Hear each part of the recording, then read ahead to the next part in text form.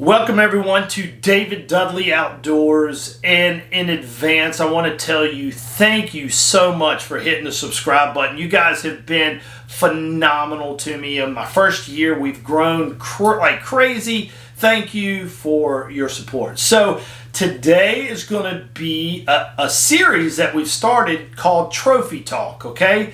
And basically this is a series of you get to hear what went on behind the scenes of what really went on in my mind during the wins. And some of these trophy talks are not necessarily going to always be a win, but they're going to be top 10s where I've gotten good finishes, and we're going to talk about why maybe I should have won or shouldn't have won, but it's always interesting. So if you haven't seen Trophy Talk episode 1, go back. It's the episode where I won $700,000 in one tournament, ended up splitting the money with the guy. I won't ruin it, but just go back, watch that video. There is a backstory to that $700,000 that most people do not have a clue about, and I spilled it all out in episode 1. So here we are, episode 2.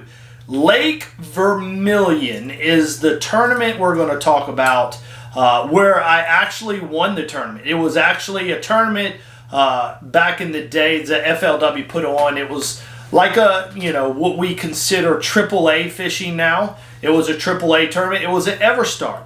And it's a tournament that Mark Zona still holds a grudge on me to this day. Still, Mark, I know you're probably going to watch this video, and get over it, dude. Get over it. I love you like a brother, but don't hold my tournament performance against me, man. Come on. I'm just joking with you, Mark. You know I love you, but he still is mad to me at this day. So let's talk about Lake Vermilion. Lake Vermilion is a lake, of course, in the state of 10,000 lakes. There's 10,000 lakes in the state of Minnesota.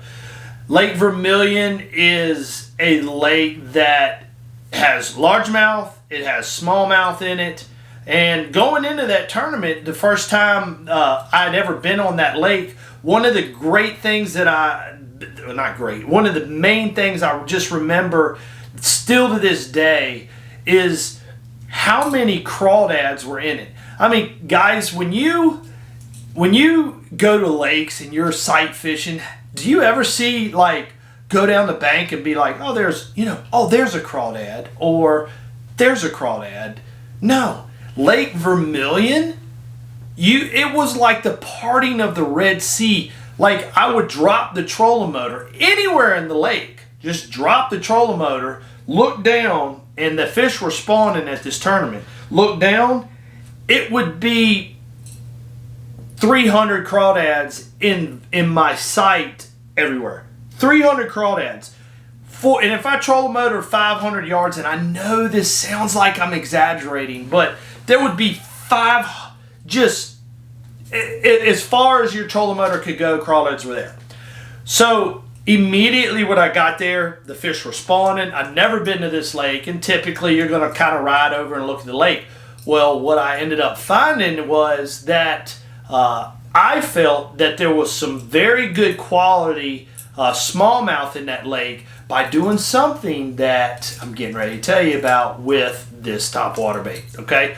So I was weighing out, do I need to fish for largemouth or do I need to fish for smallmouth? Now, all lakes have their ups and downs. Some years largemouth might dominate, some years smallmouth might dominate. I don't know. I haven't been back to that lake since then. I know it's actually got a casino on Lake Vermilion on an Indian reservation. So in practice, I ended up going around finding a bunch of spawners, okay, whether they were largemouth or smallmouth. And what I weighed in my mind was, I said, sight fishing tournaments are hard to win, but in practice, what I found, and this is really cool, while I was going down the bank sight fishing, I was taking this topwater bait, which I'll give you a closer look right now. And that looks wild and crazy. Wild and crazy. Okay. Wild and crazy baits are something that a smallmouth hates. Now, when it comes to largemouth, this color spook is not going to be as dominant as it will irritating a smallmouth. So as I was going down the bank, I was firing out just kind of way out off the bank and just working my topwater. Well, I caught a big smallmouth. Yeah, okay, cool. I caught a big smallmouth. And then, whatever, a little while later, I'm just throwing randomly while I'm looking down the bank. Oh, there's a largemouth. There's a little smallmouth. There's a large. Boosh! I catch another big smallmouth. And I went, ding dong. And I would go over there and I could see a bed. So what I ended up doing was cutting off my hooks.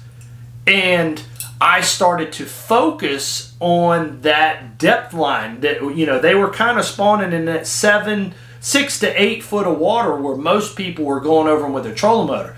So I backed off a little bit and started throwing a spook around. Boosh! Immediately when I would get a blow up on a spook, I would hit my trolling motor on 36 high while the rings were still fading away. I'd go straight over there and I'd look straight down in the water and I could see like a white inner tube. And I'd go whoop whoop, mark it in on my GPS. And by tournament time, I had a lot of what I like to call bonus smallmouth that were out off the bank. Not the ones you could visually see, but out off the bank. So as I'm continue to go on through practice, there wasn't an off limits. I was probably there 4 or 5 days. I had a GPS loaded full of a lot of big smallmouth off the bank. Well, the first day the tournament comes around, I decide to go for what I call the community spawners, the ones that kind of everybody found. And I don't remember the boat draw I had, but I went around to enough community spawners the first day of the tournament and I remember catching like 4, I don't remember, really good fish, right? 4 of the 5 that I weighed in. And I remember saying I need one more big one, so I went and burned one of my big smallmouth that first day. And I don't know, come in with whatever. Now, Mark Zona was going around skipping a black and blue jig up underneath boat docks, stroking the largemouth. And here I am sight fishing. I'm sure he'd done a little bit of sight fishing too. So day 2 comes around. And I now have the bonus, you know, what I call bonus smallmouth that I found with this crazy looking spook. So the day 2 I go around and catch whatever it was, you know, a big bag, right? So now I'm advancing into day 3 and Mark Zona's doing very well too. He's advancing into day 3 also. Well, day 3, I'm getting kind of thin on it. I went around and checked. I had enough fish for day 3 to advance me into day 4. And when we hit day 4 is when I was out of fish.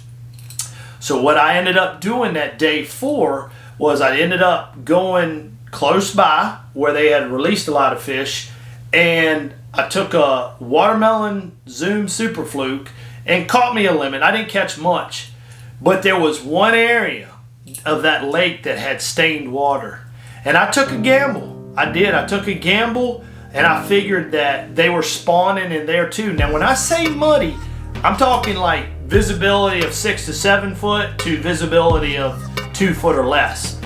I took a gamble, and I said I have nothing left in this lake. And Mark was consistently catching them skipping that jig. So I took this wild and crazy bait and went to for that lake, a little bit stained her water, and went around throwing that spook.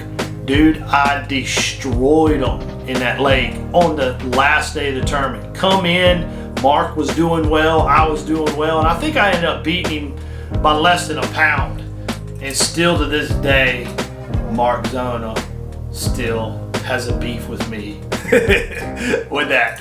But it was just a cool tournament. And even though it was a AAA tournament, it was a cool tournament because my thought process and how I got to the win and how I thought through day 1, thought through day 2, 3, 4, that's the kind of stuff that makes or breaks you. There's a lot of people sometimes that are on winning fish to get some of these trophies, but the decisions that they make, just kept them from getting the hardware of a trophy, and pretty much that's what separates the men from the boys. So guys, we have a lot more of these trophy talks coming at you. I hope you've enjoyed. God, hit the share button if you like it. Hit the thumbs up if you like it. It encourages me to keep doing these videos.